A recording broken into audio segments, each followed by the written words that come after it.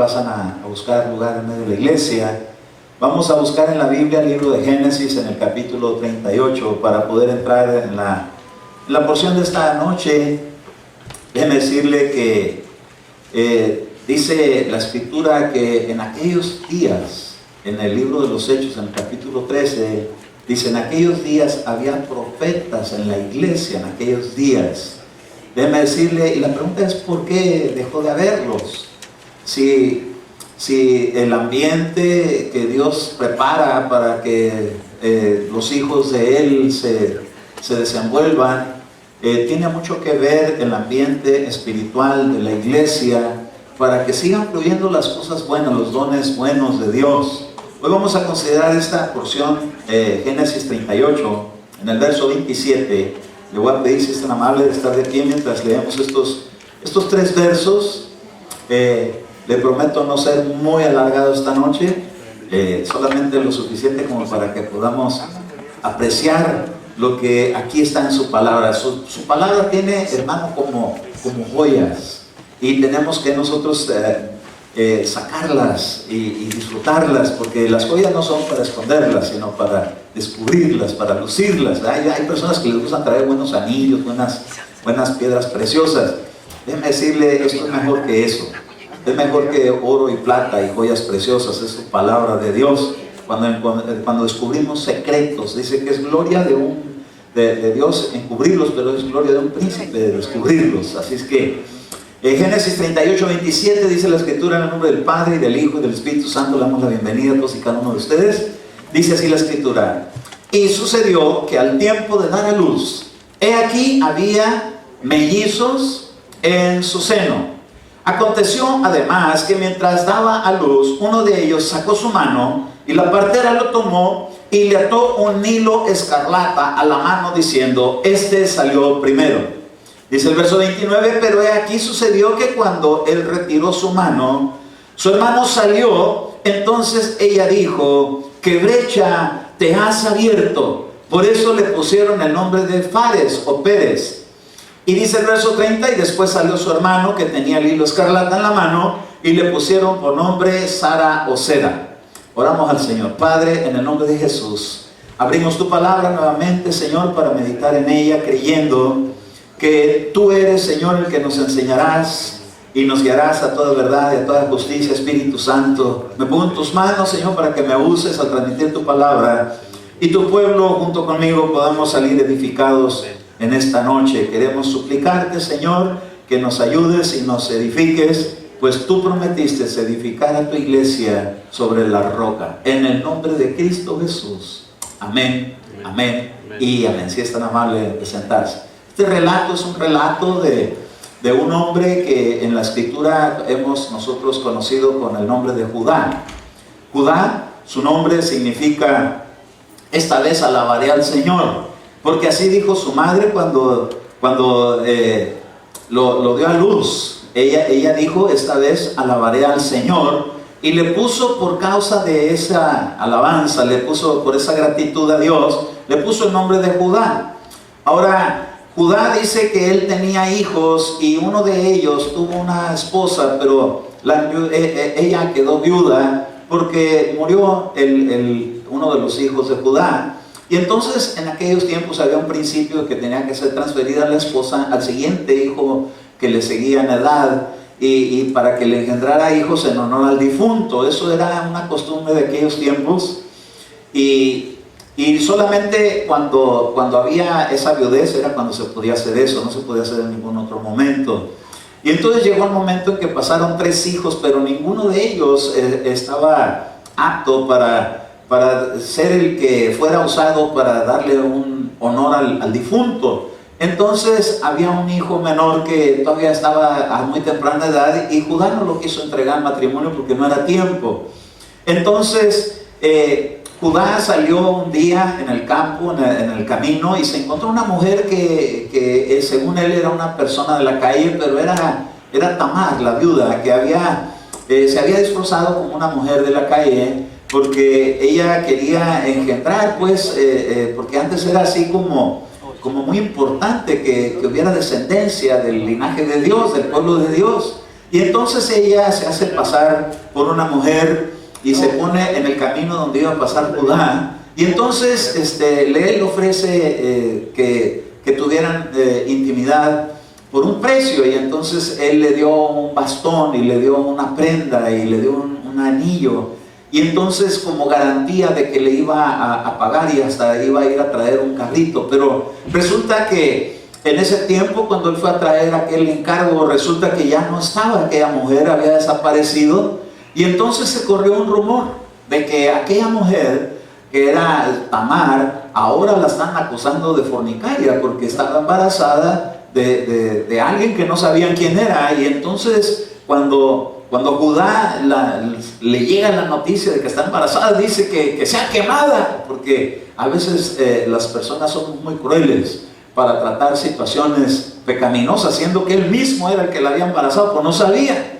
Y entonces cuando la pusieron para justiciarla, ella dijo: bueno, está bien el que me pase todo lo que va a pasar, pero estoy embarazada de la persona que es dueña de esto. Y enseña las evidencias, y él se da cuenta que ella era más justa que él, y él era el que la había embarazado. Entonces esta es una historia así como una novela, ¿verdad? Pero no vamos a entrar en ese detalle, solo y simple y sencillamente vamos a entrar en el punto de lo que empecé a hablar en esta noche, acerca del ambiente profético. Porque estos nombres de estas personas que aparecen aquí tienen significados, y al estar escudriñando los significados de los nombres de estas personas, nos podemos dar cuenta de cómo Dios, hermano, tiene en su palabra un montón de historias que encierran. Se cortó por aquí.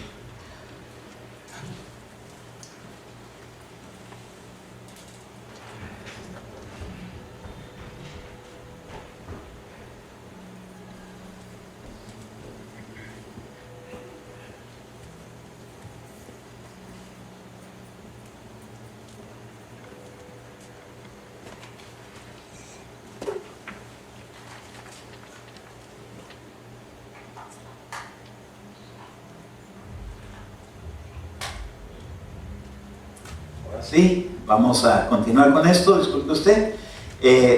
Encierran estas historias, encierran siempre algo espiritual. Están cosas escritas en el ámbito terreno, pero Dios tenía encubierto desde tiempos muy remotos todo lo que tiene que ver con el desarrollo de la dimensión espiritual.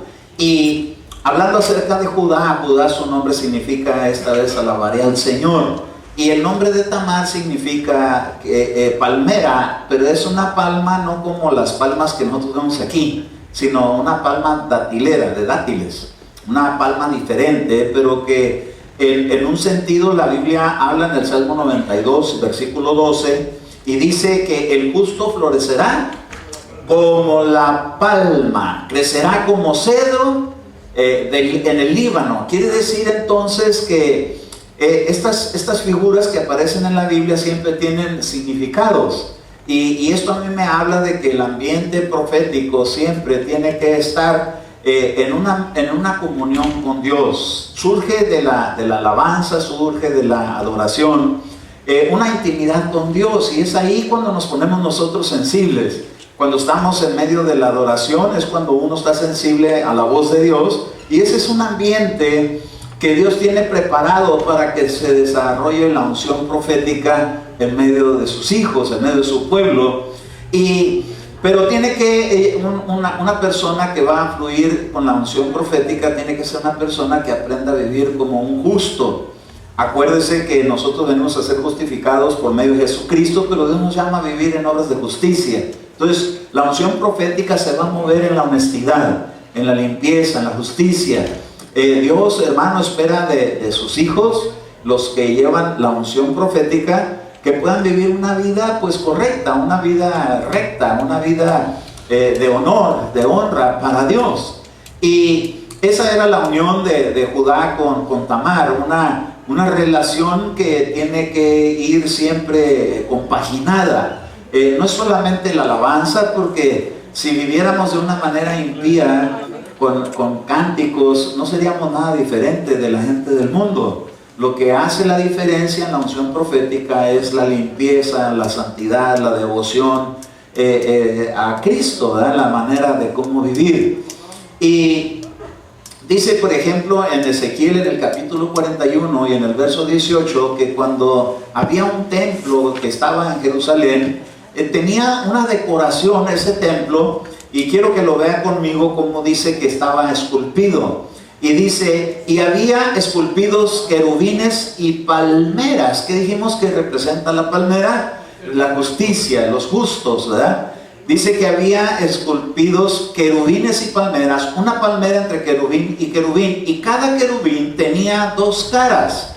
Dice en el verso 19, cara de hombre hacia la palmera por un lado y cara de leoncillo hacia la palmera por el otro lado, y estaban esculpidos alrededor de todo el templo. Quiere decir que tenían decoraciones en el templo que habían puesto en aquel tiempo cuando Salomón edificó la casa del Señor. Tenían esa clase de decoraciones, no como aquí tenemos plantitas, ¿verdad? Ellos tenían querubines y tenían, hermano, querubines y palmeras. Había una palmera, y esto a mí me habla del respaldo que Dios da a aquellos que Dios usa. Dios tiene una unción que derrama en medio de su casa, en medio de su pueblo, la unción profética, y esa unción tiene que ir siempre respaldada por seres como estos que se menciona aquí, que son querubines.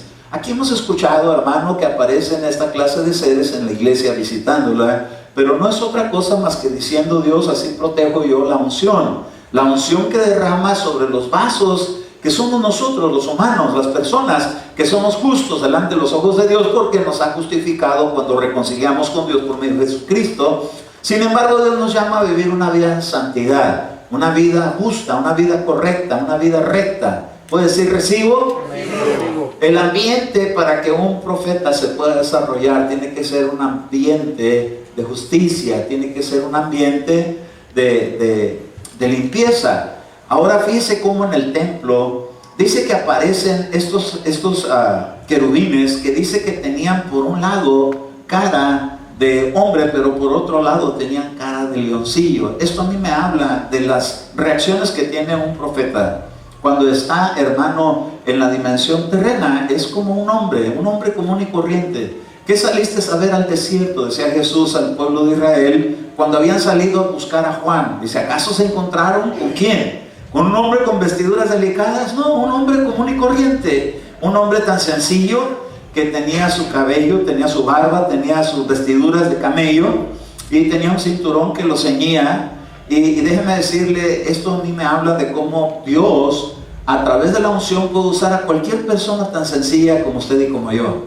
La unción profética se puede mover en personas, en vasos que no son, hermanos, extraterrestres, no son superhombres. Porque una vez un hombre me dijo a mí, un patrón que yo tenía, me dice, tú que me vienes y me cuentas a mí que Dios te reveló y que tienes sueños y que tienes, que sabes cosas que nadie ve, ¿me quieres decir tú que eres como Elías, el santo hombre llamado Elías? Le dije, Elías era un hombre con pasiones semejantes a las nuestras, tan sencillo como eso. Dios, hermano, no quiere impactar a la gente con hombres superhombres. Simple y sencillamente gente que tiene sencillez, pero que fluye en la presencia de Dios en estas características, que es la unción profética, cuando uno vive una vida correcta a los ojos de Dios. Entonces, déjeme decirle que es importante que la iglesia podamos nosotros para hacer vasos donde fluya la unción profética, porque toda la iglesia cristiana tiene esa bendición. Amén. La podemos nosotros experimentar porque tenemos a Jesús por nuestro Padre, porque de Él provienen los hijos de los profetas, porque el espíritu de la profecía se llama Jesús. Amén. Entonces, por causa de Él, toda persona cristiana que se consagra, que se dedica, puede fluir en la unción profética. Estos son buenas noticias, porque yo me pregunto por qué en algunos lugares no dejan que esto suceda. ¿Por qué les da miedo? ¿Por qué quieren frenar lo que Dios quiere hacer en medio de su iglesia? Y es que fluya la unción, y la unción del Espíritu Santo tiene 9 dones. Pero en medio de esos 9 dones, uno de ellos es la profecía, uno de ellos es la palabra de ciencia, la palabra de sabiduría, que son dones que acompañan una gracia profética. Porque por medio de la palabra de sabiduría dice que el sabio ve venir el mal, pero para percibir, para percibirse, para percatarse, para dar un aviso.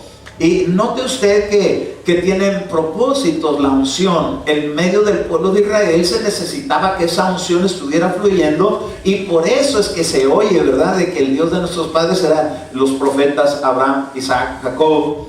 Y de ahí todavía vino de su descendencia, porque Judá era una de las tribus de los 12 hijos de Jacob. Ahora, Judá y Tamar, cuando ellos se unen, son características, más que ejemplos de historias de personas, son lo que eso representa en cada uno de ellos. Y lo que aquí representaba era la unción profética en Tamar. Es decir, acuérdese que en la Biblia se menciona a una mujer llamada Débora. En Jueces capítulo 4, versículo 5, dice que Débora se sentaba debajo de la palmera, y que estaba entre Ramá y Betel, en la región montañosa de Efraín, y los hijos de Israel subían a ella a pedir juicio, es decir, orientación, es decir, justicia, lo que Dios hablaba, lo que Dios determinaba. Y la palmera siempre tuvo un significado especial en el pueblo de Israel. Y usted sabe que cuando el pueblo de Israel salió de Egipto, ellos llegaron a un lugar que se llamó Elim. Y Elim era un lugar donde había fuentes y palmeras, 70 palmeras y 12 fuentes. Y de ahí se ha interpretado de que el Evangelio de Jesucristo fue cimentado con una estructura de 12 apóstoles y 70 profetas. Era el concilio que tenían ellos en Jerusalén. Ahí están las palmeras y ahí están las fuentes. Las palmeras, los profetas, las fuentes, los apóstoles, de donde brota revelación de la palabra. Ahora, considerando esto en la vida de Tamar, ella era en sí el vaso que Dios iba a usar para que se transmitiera la palabra profética, la unción profética. Mientras que Judá, él fluía donde estaba la alabanza. El ambiente excelente para que una unción profética se desenvuelva es en medio de la alabanza. Por eso es que en la iglesia siempre se le da bastante tiempo a la alabanza, no por llenar una hora de alabanza o 2 horas de alabanza, no por eso, sino porque se está preparando un ambiente, porque es a base de estar insistiendo en la invocación del Señor que baje la unción, y de repente puedan surgir las visiones, puedan subir la palabra de ciencia, la profecía, y pueda haber, hermano, algo que es como una victoria que se logra en medio de la alabanza, que pueda bajar la unción profética. No siempre lo logramos, porque hay veces que no estamos en la misma condición de búsqueda, de consagración, de dedicación para Dios. A veces venimos cargados con un montón de pensamientos, con problemas, con situaciones de la semana, y a veces no sabemos bien cómo despojarnos de ellos, pero para eso está el altar, para que llegue uno y venga uno a decir: Señor, aquí traigo mis cargas, las vengo a entregar, quiero despojarme de ellas porque quiero estar libre, para estar sensible a lo que quieras hacer esta noche. Eso es algo que la iglesia necesitamos procurar hacer. Y cuando se logra hacer, se pone el servicio tan especial. Y usted puede ser testigo junto conmigo de cómo ha habido servicios, hermano, donde nos vamos más bendecidos que otros.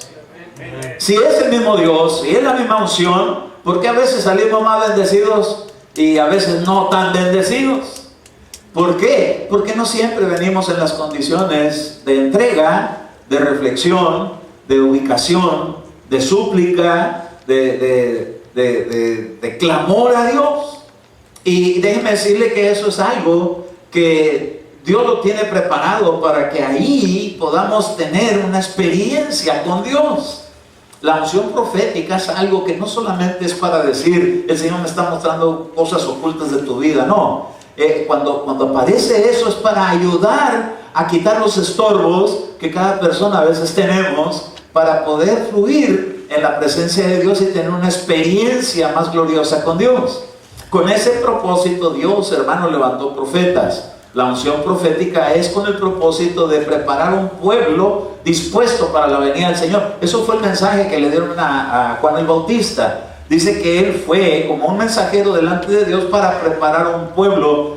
¿Y cómo iba a estar ese pueblo preparado si tenían, hermano, una vida desordenada?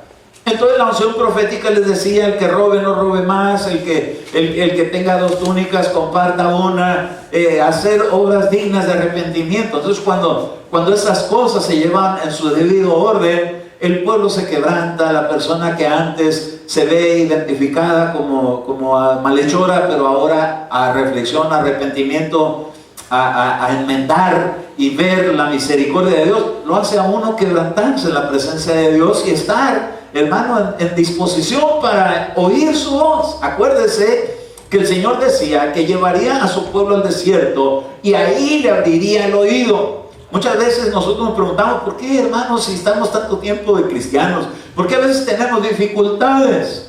¿Por qué a veces estamos en tremendas sequías? ¿Por qué a veces de repente como que nuestra vida está afligida? Dice el Señor: es que a veces no, cuando estamos plenos, no invertimos el mismo tiempo para estar sensibles a la presencia de Dios. Y entonces, ¿se recuerda usted, por ejemplo, que llegaban los discípulos de Juan con los discípulos de Jesús y le decían: ¿y por qué tus discípulos no ayunan y los de Juan sí? ¿Sí se recuerda eso?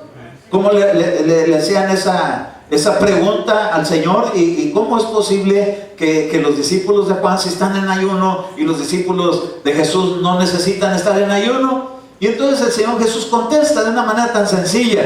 Dice: ¿acaso puede estar alguien triste cuando está la novia con el novio? No, al contrario, en un momento estar triste y en el momento estar alegre. Pero vendrán días cuando el novio les ha quitado, entonces ayunarán. Esto quiere decir que cuando la presencia de Dios como que no la siente uno mucho, es tiempo de entrar en ayuno para estar sensible, no para ser mejor. Quiero que quede esto bien claro, porque mucha gente que ayuna cree que es mejor que otra que no ayuna, como aquellos que subieron al templo a orar, y uno fariseo, el otro publicano, y le dice: Señor, te doy gracias porque no soy como este, decía, ¿verdad? Porque yo sí oro, yo sí ayuno, yo doy diezmo. Eso no nos hace mejores. Eso no lo hace a uno mejor. El ayuno lo único que hace es hacerlo más sensible a escuchar la voz del Espíritu. Pero hay veces, hermano, que solamente en medio de la aflicción lo hacemos. Cuando estamos bien contentos y todo está marchando bien, no estamos tan en apuros, entonces como todo está corriendo bien, ¿no? Como que no se necesita tanto estar escuchando la orientación de Dios. Y entonces empiezan a llegar los problemas y entonces dice uno: Dios mío, ¿qué he hecho? Perdóname. Quiero escuchar tu voz, quiero buscar tu presencia, quiero que me hables, quiero que me digas. Y como no viene la respuesta, se doblega el corazón, se humilla. Y entonces, ¿qué es lo que he hecho mal? Y dice el Señor: ya casi, otro poquito más de humillación. Y entonces, sí, Señor, me doy cuenta que a veces contesto bien feo, a veces tengo actitudes muy extrañas. Y entonces dice el Señor: ahí vas por buen camino. Estás encontrando el camino de la humillación. Y entonces empieza a dar el Señor sensibilidad. Acuérdense que Gedeón estaba quejándose por los problemas. ¿Se acuerda? Que estaba recogiendo el trigo y lo tenía ahí estaba él encuevado y estaba él procurándolo porque venían los madianitas y arrasaban con todo, y en medio de ello andaba él quejándose. Híjole, nos dejan sin nada y que no nos alcanza, así como cuando anda uno, ¿verdad? Tanto que gana y tanto que se va, gano 1,000 y gasto 1,500, y ahí anda uno apurado, ¿verdad? Y entonces llegó el ángel del Señor, pero no lo sentía. Estaba ahí, pero no lo veía. Estaba ahí, pero no sentía la presencia. ¿Por qué? Porque estaba afanado con el reclamo, con la inconformidad, porque ¿qué han dicho? Que de nosotros nos han dicho que tú nos sacaste de Egipto, y ahora ¿qué ha pasado con ese Dios que nos ha abandonado? No lo había abandonado, ahí estaba, pues no lo sentía. Entonces de repente se hizo visible y le habló. Mire, se le abrieron los ojos y se le abrieron los oídos espirituales, porque estaba ahí dándole para dar respuesta, y le dijo: varón esforzado, valiente, guerrero. ¿Cuál valiente? Se andaba, hermano, ahí llorando y quejándose, como a veces nosotros somos. Y entonces se dio cuenta que la sensibilidad la tuvo por estar ahí, estar queriendo entablar una comunicación. A veces así pasa. como que no hay esa comunicación y como que uno necesita tener aclaraciones de cosas, más cuando le dicen a uno, híjole, ya viene ya la declaración de impuestos. Dios mío, se pone uno verde, se pone uno preocupado, ya nomás con que sepan que el IRS, nomás con que anda por ahí y se asusta uno y empieza uno a consagrarse y a dedicarse a Dios y a preguntarle, Señor, ¿estás tú conmigo? Yo sé que tú le puedes tapar los ojos al IRS, tápale los ojos al policía en la esquina, Señor, no quiero que me vaya a parar porque es que las placas no las traigo al día, es que no traigo la licencia, las licencias suspendidas no la puedo enseñar así. Y entonces, hermano, se hace uno bien espiritual, le ora uno al Señor para subirse al carro, antes de salir de la casa se encomienda a Dios, se sube el carro, se encomienda a Dios, se va a llegar por la calle y se va encomendando. Pero cuando no, hermano, ahí anda uno a 65 en zonas de 40, y la pregunta es ¿por qué? ¿Por qué a veces somos tan descuidados? Porque tenemos que aprender que nuestra vida tiene que ser una vida así como dice la Escritura, como Tamar, una vida justa, una vida recta, una vida correcta. Porque a veces somos tan fáciles para transgredir principios o leyes o cosas, ¿verdad? Y entonces me doy cuenta que esta historia que aparece aquí no es otra cosa más que un ambiente que Dios quiere ver, en el que se puedan desenvolver sus hijos bajo la unción profética. ¿Cuántos quieren estar en ese ambiente? Wow, pero Dios espera de nuestra vida cierta condición para que de repente no nomás es tener revelación, porque revelación hasta los brujos tienen. Los brujos también se ponen en ayuno, y no eso quiere decir que son mejores o peores. No es eso, no es estar solamente sensibles al ambiente, pero la condición en que uno se encuentre. Dios espera que nuestra vida vaya siendo absorbida por el Espíritu Santo. Ahora, ¿por qué dice que tenían por un lado los querubines cara de hombre y por el otro tenían cara de leoncillo?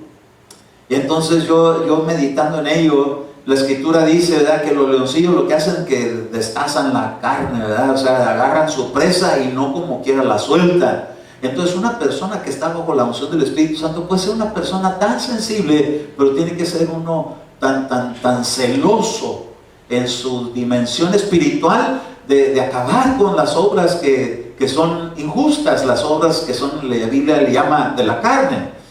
Ahora, ¿por qué el Señor tenía esa clase de ilustración en el templo? Como eran mensajes, no crea que estaban ahí para adorarlo, sino que eran mensajes. Es como cuando usted entra y encuentra letreros como ahí, ¿verdad? Que usted ve un letrero y lo lee y le deja un mensaje, pero no porque los colores o porque los dibujos o que el desarrollo, que un arbolito que tiene colores, no, el mensaje. Esas imágenes tenían un mensaje, y el problema está que después los hombres acabaron haciendo idolatría de las imágenes, y eso es algo que no es el propósito es el mensaje. El propósito de nuestra reunión no es quién venir a quien predica, es el mensaje que es transmitido en medio de la predicación. Ahora, en Isaías, en el capítulo 31 y verso 4, dice así, mire, Isaías 31, 4, no es Isaías, es 1 Samuel capítulo 31 verso 4. Dice, porque así me dice el Señor, tal como gruñe el león o el leoncillo sobre su presa, contra el que se reúne una multitud de pastores, no se atemoriza de sus voces, ni se acobarda por su multitud. Un león no se intimida porque le diga, ¡ah! No, él es el que le pega el gruñido así, es la gente la que se intimida. Pero un león no se intimida cuando le gruñe. En la unción profética tiene que haber eso, que no se intimide uno ante nada, hermano. Déjeme decirle, cuando en la unción profética Jesús empezó a fluir, le empezó a gruñir un endemoniado. Y déjeme decirle que cuando alguien está así, se ve bien impresionante. Un día estábamos en cuando Angelita tenía su casa en Tijuana, y entonces estábamos ahí reunidos, y entonces me acuerdo que estaba ahí Armando Gaeta, y estábamos ministrando, estaba yo ahí con él, y estábamos ministrando, y entonces entró una persona que cuando lo trajeron para orar por él, empezó a hacer como si fuera un leopardo. Empezó a gruñir, pero un gruñido así medio de ultratumba. Estaba terrible el gruñido. Pero si no baja la unción profética, sale uno corriendo, hermano, porque es impresionante. Pero cuando baja la unción profética, se convierte uno, hermano, como una persona sin temor. ¿Cuántos de aquí quisieran vencer el temor? Todos, ¿verdad? ¿Sabe por qué a veces en la vida nos enfermamos? Porque el temor nos domina. Hay una persona le dice, usted tiene cáncer, y ya, ahí ya se dio por vencido porque tremendo susto que le pegaron. Pero hay gente que nunca le dice que tiene eso y dura un montón de años. Y lo tienen por años y no se mueren. Pero nomás les dicen que tienen eso y el temor acarrea castigo, y entonces la gente, hermano, por el temor padece de muchas cosas. Por los temores a veces somos peleoneros. Ay, hermano, ¿usted ha visto a alguien que es muy agresivo por temor? Tiene miedo que alguien lo vaya a agredir, y entonces se hace más agresivo para que no se le acerque el que lo va a agredir. Por temor hace uno un montón de cosas. Por temor echa uno mentiras. ¿Cuántos de aquí han echado mentiras por temor? Ay, puro santo, aleluya. Yo, hermano, por temor. ¿Hiciste la tarea? Sí, mamá. Ni la había hecho. Mentiras. Tenía miedo que nos puedan dar un jalón de orejas. Por temor hace uno cosas que no debiera uno de hacer. Los temores es algo, pero cuando viene la unción del Espíritu de Dios, como que el temor lo somete, porque el perfecto amor echa fuera el temor. Ahora mire, dice que el leoncillo no se atemoriza por las voces de alguien que grita. La unción te da serenidad, te da dominio, te da confianza, y no se acobarda ante la multitud. ¿Verdad que a veces el temor lo hace a uno acobardarse? Ay, es que tuve miedo. ¿Qué fue lo que hizo Adán y Eva cuando se dieron cuenta que están desnudos porque pecaron? Corrieron a esconderse. Dice, ¿dónde estás, Adán? Y le dijo, es que me di cuenta que estabas desnudo y no quería que me viera. ¿Y quién te dijo que estás desnudo? Le dio miedo que lo viera Dios desnudo. Oiga, ¿qué niño le va a dar temor que su mamá o su papá lo vean desnudo? No, al contrario, está su papá y su mamá y hasta se... y corre para allá y corre para acá. Cuando está chiquita, cuando es uno grande, como que ya no, ¿verdad? Ya como que no. Y se tapa uno, ¿verdad? Se mete a bañar y sale uno de ahí encobijado con la toalla. ¿Por qué? Porque el temor llegó. En la vida se empieza a desarrollar el temor, le da uno mucha inseguridad de todo. ¡Qué vergüenza! El temor hizo correr a Adán y Eva detrás de los árboles, a esconderse de Dios. ¿Acaso alguien se puede esconder de Dios? No, hermano, para Dios no hay nada que se pueda ocultar. David decía, si me metían en una cueva allá por las profundidades, en una gruta, en una grieta, ahí me encontraría el Señor. Si subiera en la parte más alta por quererme esconder, ahí me agarrará tu mano, me asirá tu mano. ¿A dónde huiré de tu presencia? Dice. Porque no hay ni lo alto ni lo profundo. Nada, hermano, lo puede hacer uno esconderse de Dios. ¿Cómo pensaba Adán que se iba a ir detrás de un árbol y no lo iba a ver? No es así, es el temor el que lo hace a uno pensar así. Pero para Dios, hermano, está todo como transparente. No hay nada donde uno se pueda ocultar, aunque uno se esconda para hacer travesuras o maldades. De todas maneras, Dios eso lo ve. ¿Qué es lo que lo hace a uno pensar que uno puede esconder algo? El temor. El temor lo engaña, haciéndolo creer que puede burlar alguna autoridad. El temor es algo que cuando baja la unción del Espíritu Santo mengua. Nos conviene la unción profética. ¿Cuántos quieren unción profética? Sí, hermano, porque le va a quitar a uno el temor. Yo me acuerdo una vez que yo estaba tan aterrorizado porque estábamos mi esposa y yo orando, y entró gruñendo algo en la madrugada. Y hermano, nunca había sentido tan feo, que hasta la voz le cambia a uno cuando uno tiene miedo, y hasta tiembla, y hasta le da frío. Entró algo gruñendo y yo, ¿qué es esto? Dije yo, ¿verdad? Por estar orando. Me querían detener para que no siguiera orando. Pero de repente bajó la unción.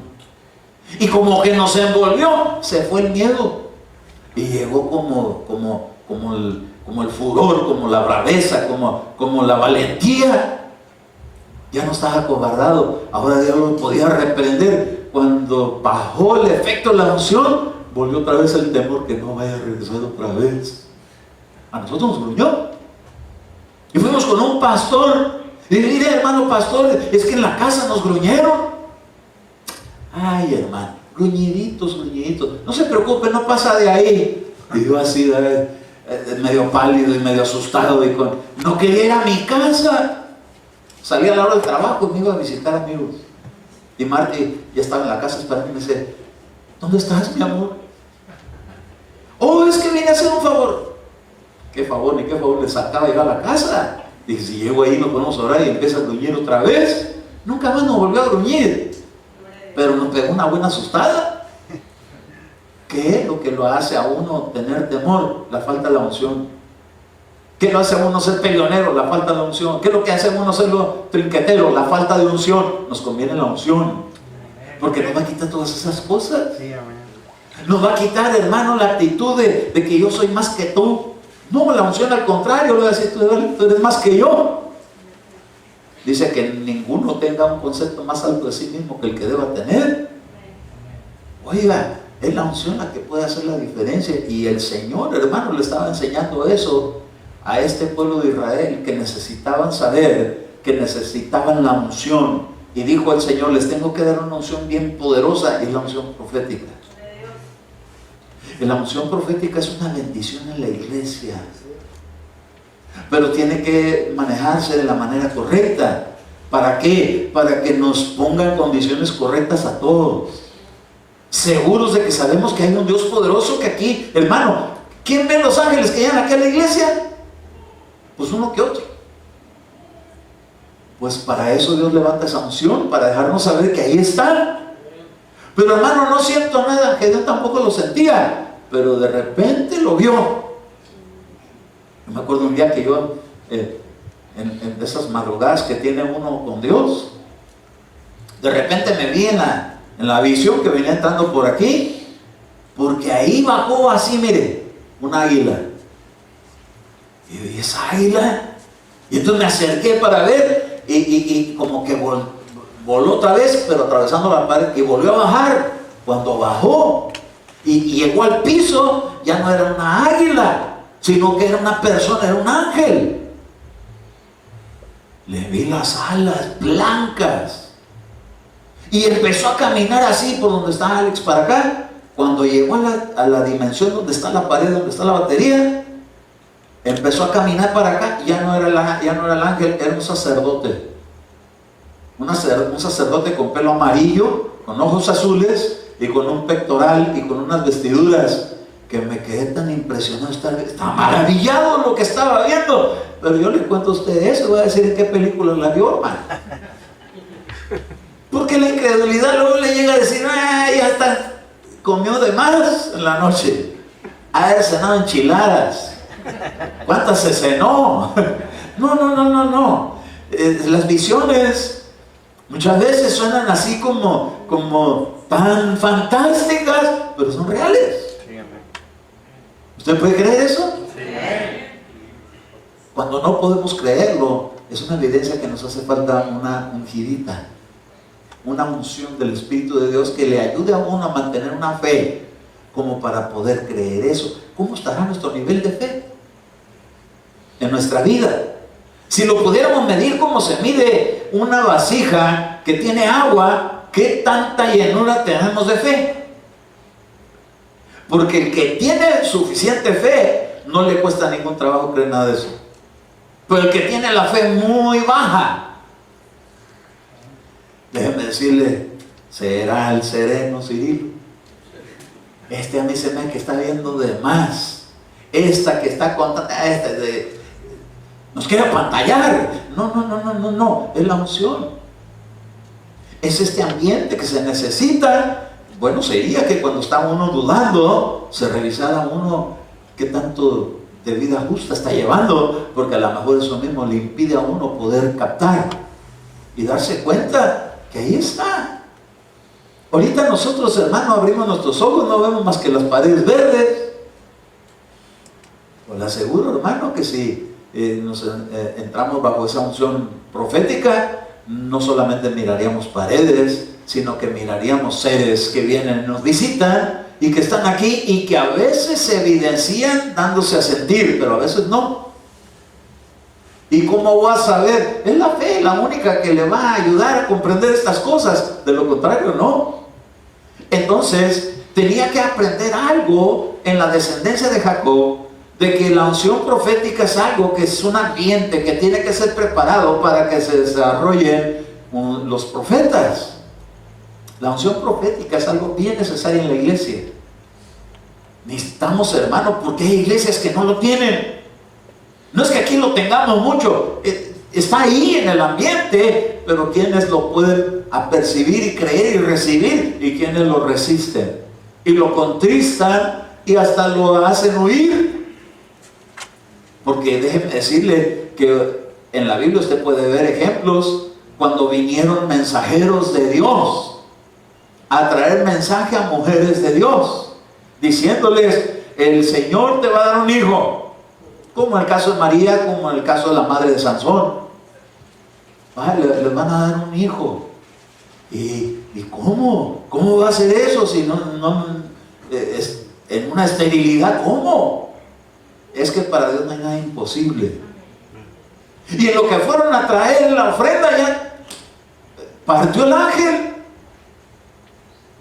y luego vuelve a aparecer, porque van y vienen, hermano. ¿Se acuerda que Jacob llegó a un lugar donde puso una piedra por cabecera y había una escalera? Pero ¿cuándo la vio? ¿Despierto o dormido? En sueños. ¿Y cómo era ese sueño? Veía que subían y bajaban ángeles, pero que arriba estaba el Señor.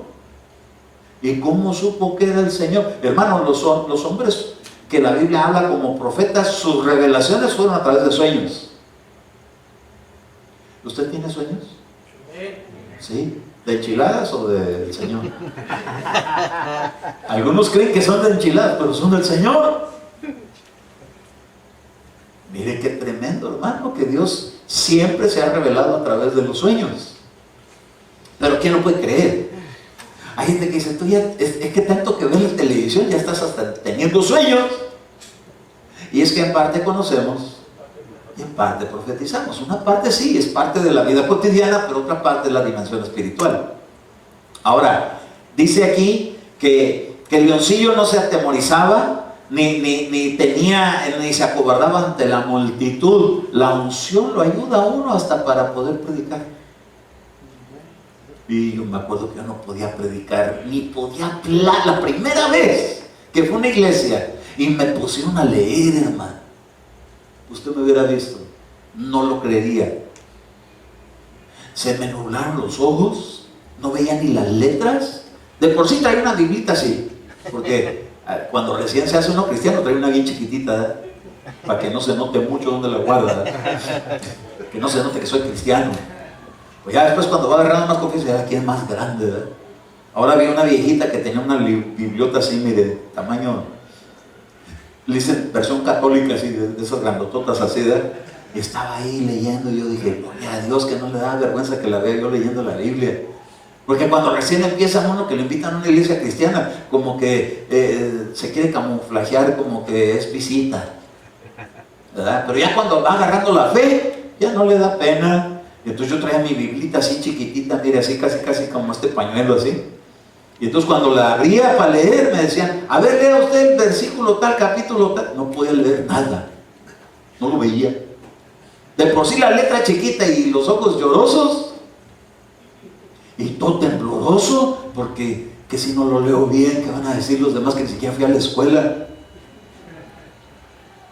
Y más si se encuentra uno de esos, ¿verdad?, que dice, no, ni a la escuela fue. Sí fui a la escuela, hasta reprobé 3 años, para aprendérmelos bien. Vergüenza me debería dar, ¿verdad?, pero no me da. No podía hablar delante de 3 personas en voz alta. Estaban 4 personas reunidas ahí y me preguntaban mi opinión y así nomás, como el sordo, como el mudo. No, me cohibía. Yo no sé ni ahora cómo hablo tanto, ¿verdad? Es la unción. Es la unción lo que hace la diferencia. ¿Qué le pasó a Moisés? No, yo no puedo hablar. ¿Por qué era tartajo? ¿Por qué era tartamudo? Es que es la naturaleza humana, el temor. Pero cuando llega la unción le quita el temor. Y de repente, a mí hasta me han dicho que yo no soy igual cuando estoy aquí que cuando estoy allá abajo. Yo digo, me pongo más nervioso acá, o ¿dónde soy más serio? Abajo, me dice. Entonces, ¿qué me pasa cuando subo acá arriba? Es algo que lo hace a uno cambiar. Mire, Sara o Sera quiere decir también, porque ella tuvo 2 hijos, como mellizos. Empezamos con esa lectura, que Tamar, cuando se encontró que había sido embarazada de Judá, que es la unión de la consagración con la unción profética, dice que tuvieron 2 hijos. Uno de ellos se llamó Fares y otro se llamó Sara o Sera. Y Sera quiere decir oriente o este, o claridad o resplandor, como dijo el Señor Jesucristo cuando le preguntaron acerca de la venida del Hijo del Hombre. Y le dijo, porque así como resplandece del oriente al occidente, porque el día del Señor vendrá y todo ojo le verá. Entonces, la unción profética tiene un propósito, y es alimentar nuestra esperanza en la dimensión de encontrarnos con el Señor. No tiene otro objetivo más que preparar un pueblo para la venida del Señor. No es para que digan, ahí viene el santo hombre de Dios, ahí viene la santa mujer de Dios. No. Viene, la unción profética tiene un objetivo: preparar un pueblo para la venida del Señor, con la esperanza de que todo ojo le verá. Ese es el propósito de la unción profética. No es asustar a la gente porque le va a decir el profeta, le va a pasar los rayos X. No. No es para eso. Le va a ayudar para identificar defectos, problemas, dificultades, soluciones, pero esperanza. Esperanza. Dios está contigo, no te preocupes, Él es el Dios Todopoderoso, todo ojo lo va a ver. Mira al Señor, cuando Él venga, vas a ver la diferencia. Ahora, yo le voy a decir una cosa: cuando el Señor llega a nuestra vida, uno empieza a ver la diferencia. El temor se empieza a ir. De repente ya no le asusta ni que vaya al doctor y que le digan malas noticias, porque dice, no, yo sé en quién he creído, tengo un Dios poderoso y Él está presto a venir como un relámpago. Y de repente llega la sanidad, y de repente me aumentó la fe, ya no estoy solo. ¿Qué es lo que hace a uno ser tan temeroso que a veces siente uno solo? ¿Cuántos de aquí nos hemos sentido solos? Hemos tenido momentos de dificultad, así como que, pues a mí nadie me quiere. No. ¿Y el amor de Dios qué es? Mire, hermano, el amor de Dios es mucho más poderoso que el amor de todos nosotros juntos. Y está con nosotros, nos da seguridad. Y entonces eso es lo que transmite la unción profética. No tengas temor, le decían a los reyes. Ves esa multitud tan grande, pero Dios los va a derribar delante de ti como si fuera un solo hombre. Entonces, ese millón que está ahí es como uno para Dios. Más grande es Dios. Más son los que están con nosotros que los que están contra nosotros. ¿Cuáles son los problemas que tú y yo tenemos en la vida? Pues mayor es el que está con nosotros para ayudarnos a vencerlos. Esa debe ser la unción profética, la que te levante, hermano, la confianza en quien has creído. Ahora, fíjese, dice en Mateo 24:27, porque así como el relámpago sale del oriente y resplandece hasta el occidente, así será la venida del Hijo del Hombre. ¿Qué es lo que alimenta esa fe? La confianza de que el Dios que nosotros tenemos es como un relámpago. Así de rápido te responde. Así de rápido te puede cambiar de la noche a la mañana los problemas. De repente los buscarás a tus enemigos y no los hallarás. ¿Por qué como relámpago? Mire, hermano, dice que sus ángeles son como un relámpago. Y les encuentra falta. Dice, están muy lentos. ¿Sabe lo que dura un relámpago? Hace poquito estuvo relampagueando, ¿verdad? De repente así tronó el cielo bien fuerte y nomás así, se alumbraba así de repente. Y volteé a ver y ya ni vino el rayo. Pero de repente mucha luz. Así de rápido. Es la respuesta de Dios. Al que se humilla, al que lo busca, al que gime, al que clama, de repente se acaban los problemas. De repente llegan los problemas, pero de repente pelea por ti. Pero si hay alguien que venga con palabra profética y te dice, no estás solo, eres poderoso, gigante. Ay, hermano, aquí la gente en el mundo es bien insegura y traen sus guaruras. Ahí andan los presidentes que están corriendo para presidentes. Ahí traen ahí a sus guardaespaldas ahí, hasta reptilianos agarran. Hasta el Papa está lleno de temores, ahí anda con su papamóvil a prueba de balas. ¿Pero acaso podrá ser a prueba de rayos? No, hermano. Un rayo puede partir la tierra. Pues nosotros tenemos un Dios más poderoso. Y no tienes que andar con guaruras, ni con Doberman, ni con guardianes. Tenemos unos guardianes que son invisibles. Es la unción profética la que le dijo un día a Eliseo. Le dijeron, mira, Jesse,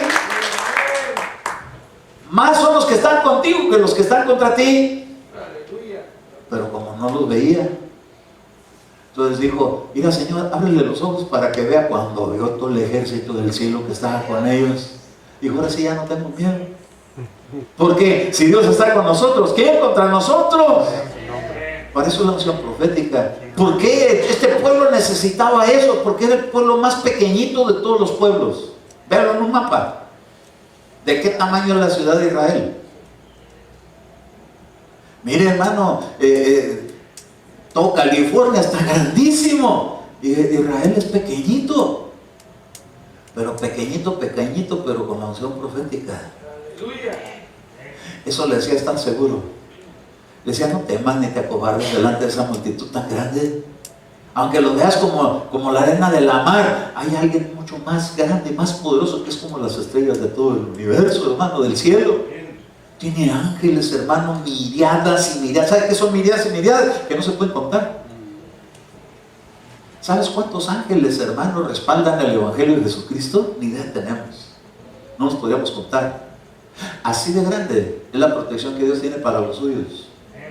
Pero ¿sabe qué es lo que nos hace falta a nosotros? Tener más esa confianza. Entonces se necesita que esté la unción profética para que agarremos esa confianza. Pero ¿sabe qué pasa cuando hay esa unción profética? Que algunos los apedrean y a otros los maltratan y a otros les dicen que no creen, que eso no es cierto.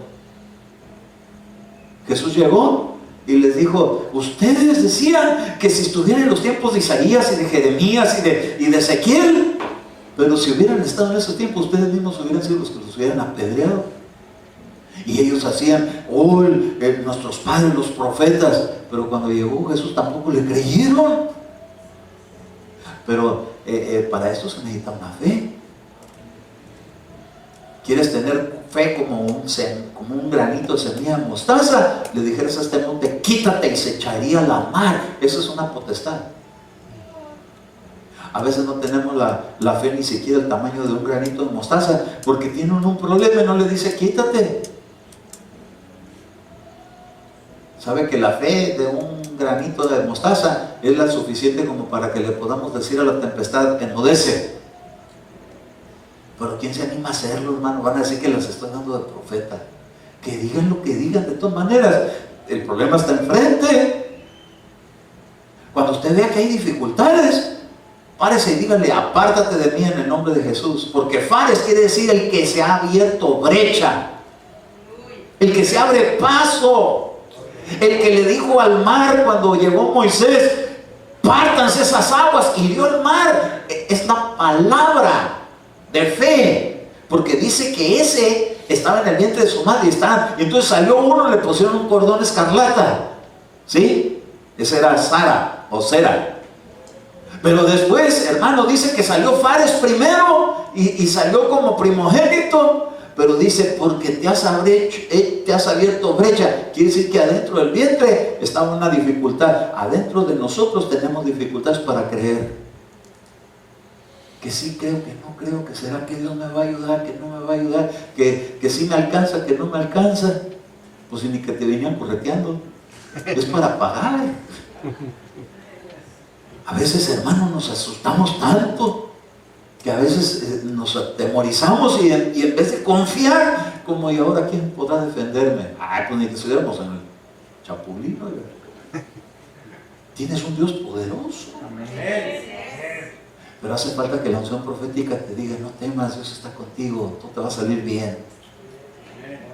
De verdad me va a salir bien todo. Sí, aunque ahorita se vea todo mal, todo se va a poner bien. Entonces, ¿cómo le hago cuando estén los problemas? Empieza a abrir brecha. Empieza a decirle, diablo, quítate enfrente de mí. Yo le decía, ¿verdad?, a alguien, cuando pasó el pueblo de Israel en medio del Mar Rojo, ¿qué fue lo que Dios dividió? Las aguas, pero ¿qué había en las aguas?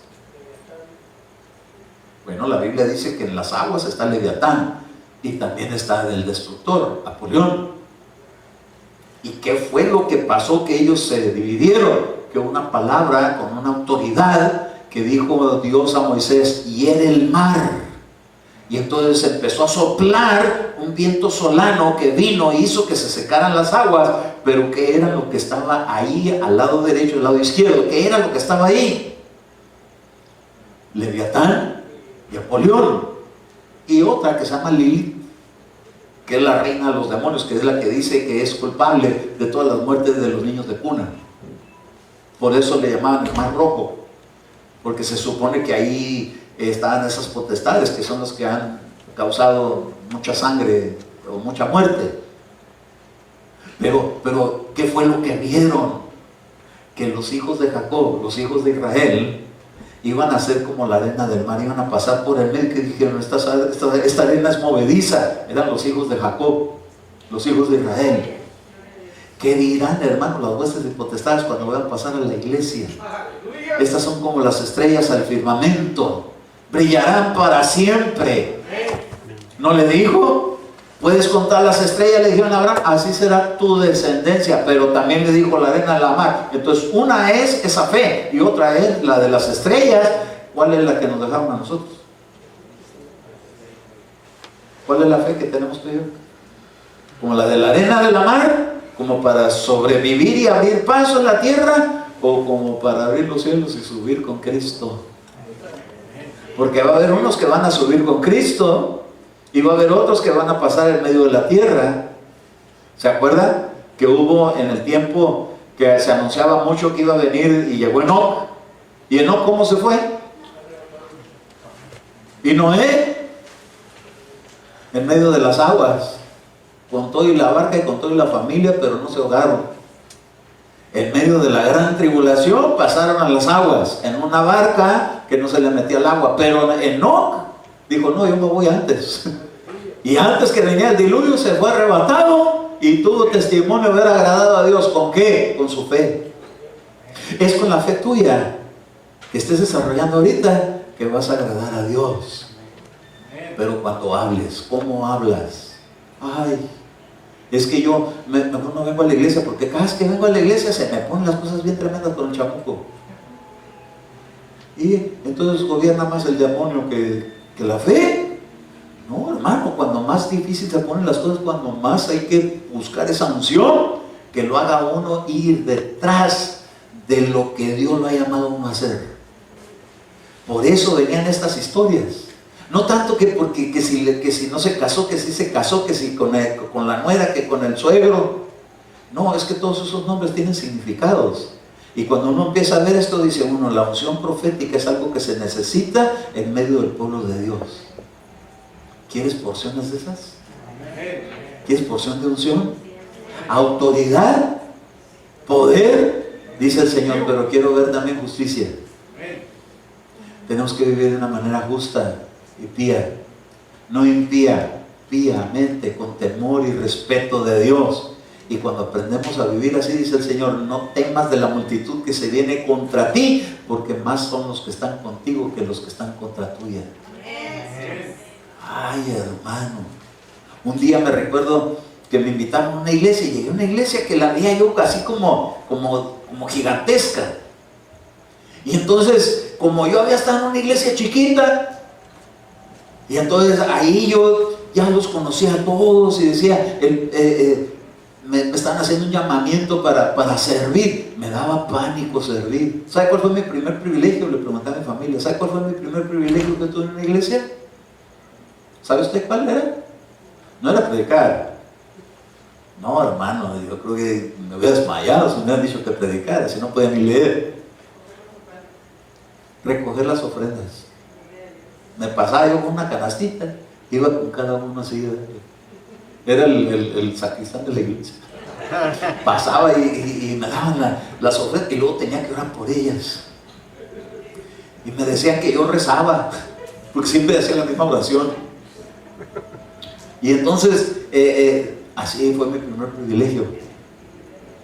Y un día que me habla el pastor, un tío de Eduardo y Alex, y me dice, ¿sabes qué, Eduardo? Dice, quiero que dirijas un servicio con cánticos. Y yo, Padre amado, si ni para cantar sirvo. Para cantar. Y eran himnos, ni siquiera había instrumentos así. Nomás tocaban ahí un piano, y eran himnos así bien solemnes, ¿no? Y ay, híjole, decía yo, como si se me va la nota. Pero aunque le sudaba y me daban ganas de no subirme, me subía. Porque decía yo, si Dios me está pidiendo que yo suba, pero no era Dios el que me decía, era el pastor. Pues sí, pero al pastor le ponía ese sentir Dios, y entonces yo sentía que era Dios. No lo hacía por el pastor, lo hacía porque era Dios el que lo estaba usando a él para que a mí me dijera que yo hiciera. Y entonces lo hice. Y después me dijeron, te vamos a poner más seguido. Y ay, Dios mío, dije yo. Después me dijeron un día, vas a predicar en el servicio del mediodía. Pero primero te vamos a meter a que hagas en un servicio de oración un mensaje de 10 minutos, máximo 15, un pensamiento. Y yo, ¿qué? Si ni conozco bien la Biblia. Ay, hermano, me puse a leer la Biblia todos los días a la hora del lonche. Media hora me la aventaba leyendo. Si me alcanzaba el tiempo comía, y si no, pero ya iba bien leído. Y me acuerdo el primer predicación que di, hablé del alcoholismo, de por qué los cristianos no deben de ser al mucho vino. Esa fue mi primera predicación, todavía me acuerdo. Estoy hablando de los 80s, que fue cuando me tocó empezar. Y después me acuerdo que me dijeron, ahora vas a dirigir un servicio de mediodía. Me dijeron, wow, era más largo. Y después, la culminación fue cuando me dijeron que iba a dar una escuela sabática, es decir, una enseñanza con la Biblia, y me tocaba hablar de la vida de David. Me comí la Biblia, hermano. No creo que le agarré las páginas así, es decir, me la devoré en lectura. Y entonces cuando me tocó dar la clase, yo les tenía que hacer preguntas y yo les tenía que dar las respuestas. Pero ¿y cómo le iba a hacer si no conocía? Me metí a leer la Biblia. Me la pasé leyendo y leyendo, que hasta dormido predicaba. Y me dijeron un día ahí, unas hermanitas ya señoras grandes, hermanito, usted sirve para dar la escuela sabática. Y yo estaba que me temblaba todo, hermano. Pero fui agarrando confianza y seguridad, y fui, ¿por qué? Porque empecé a consagrarme, a meterme en la presencia. Y mire, hermano, nunca en mi vida pensé que un día Dios me dijera que me quería para pastorear.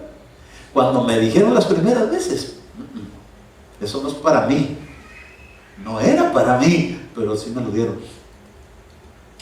Nomás me fueron metiendo así poco a poquito. De repente me dijeron, van a venir unos hermanos y les tienes que compartir la palabra. Y poco a poco me fueron metiendo. Y ahora me dicen a mi hermano, yo no sé cómo usted tan tranquilo habla allá arriba. Antes era pura tembladera. Pero la unción va haciendo la diferencia. La unción sobre tu vida te va a ayudar a vencer los temores. Te lo digo porque eso pasa conmigo. Cuando está uno fuera de la unción, como que los temores llegan. Cuando está uno bajo la unción, los temores se van. ¿Por qué? Porque cara de leoncillo. A ver, voltea a ver al que tienes ahí junto a ti y dile, ¿no tiene usted cara de leoncillo? No, tengo cara de humano. Y de repente lo humano es humano, a veces está de buenas, a veces está de malas. Pero cuando está bajo la unción del Espíritu de Dios, hasta alitas le salen, gloria a Dios. Miren, los temores se van, gloria a Dios. Cuando salimos de un servicio donde le están hablando del respaldo de Dios, hermano, sale uno como Rocky, sin temor alguno, listo para seguir corriendo. Pero cuando están los problemas allá afuera, ¿verdad? Y como que le hace falta una otra llenadita. A veces llegamos así como que ya andamos tirando la toalla. ¿Habrá alguien aquí que tire la toalla? Ni uno, gloria a Dios. Ya me quiere. Elías era uno que anda tirando la toalla. Le dice, Señor, ya llévame contigo, ya no quiero estar yo aquí. ¿Qué era lo que lo quería hacer? Huir a la presencia de Dios. ¿Qué era? Que Jezabel andaba atrás de él. Pues ¿qué tenía Jezabel? Unos ojos pintadotes, que se sentía así como que lo quería enamorar. Y como José huyó, Elías también huyó. Le dijo, Señor, llévame, mejor llévame contigo, que esta bruja me vaya a seducir. Y entonces el Señor le dijo, no, vas a ser arrebatado. Mira, hermano, la iglesia, los que van a ser arrebatados son aquellos que hasta quieren morirse, pero dice el Señor, no vas a salir humillado de esa forma, vas a ser arrebatado, vas a salir victorioso. Habrá alguien que haya tenido problemas así como que a veces como que ya se quiere ir, todavía lo va a sacar el Señor victorioso. Amén. Mira, hermano, y en cambio aquellos que se sienten victoriosos, dice el Señor, no, vale más que te sientas así como que quieres huir. Y dice el Señor, no vas a huir, vas a salir lentamente y delante de todos y con la frente en alto. No dice, cuando veas que aquel día se acerca. ¿Cuál día? De la venida del Señor. No dice, erguíos y levantar vuestro rostro, porque vuestra salvación está cerca. Dios te va a hacer que salgamos de aquí en la tierra con el rostro en alto, no humillados por el diablo ni por la muerte, sino victoriosos. ¿Usted quiere esa clase de fe? Está en la unción profética. Ese fue un ambiente que Dios preparó para sacar de ahí al pueblo de Israel. ¿Cómo pudo ese pueblo tan pequeño salir victorioso con un pueblo tan grande que lo atacaba? No fue un solo pueblo, fue un montón de pueblos. Si tú te sientes poca cosa, poderoso es Dios para levantarte en medio de cualquier problema y sacarte adelante. Esa es la unción profética. ¿Le quieres dar una ofrenda de palmas al Rey? Si tú quieres esa unción profética, la puedes pedir y la puedes buscar. Y el que busca y el que toca, ¿por qué no te pones de pie? Vamos a tocarle. Vamos a tocarle. Hay un cántico